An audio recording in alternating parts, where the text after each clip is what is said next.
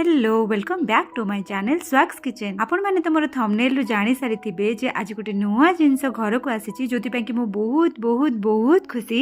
बहुत दिन आशा आज मोर पूर्ण हेची एवं एटा मो पय पूरा सरप्राइज थिला। तो आज रो वीडियो रे मो गोटे रिंग लाइट आपण मानकु देखौची। अनबॉक्सिंग रो मो किछि छोटो क्लिप नेथिली जोटा कि आपण मानक सहित मो एठी शेयर करि नै छी। प्रथम कथा तार बैग टी एठी बहुत सुंदर हेची एवं रिंग लाइट ता तो बहुत ही बड़। बैग भितर एठी गोटे छोटो चेन थिला, से चेन भितर तार किछि छोटो छोटो पार्ट्स आ तार मैनुअल टा एठी थिला।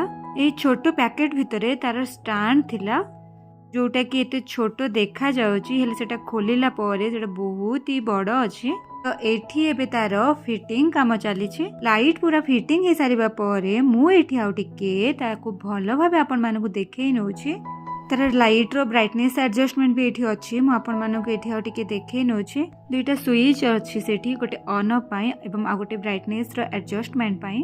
तार पछपटे यूएसबी कनेक्शन पई दुईटा स्लॉट भी अछि एवं कैमरा कनेक्शन पई भी एठी गोटे सिस्टम देछि।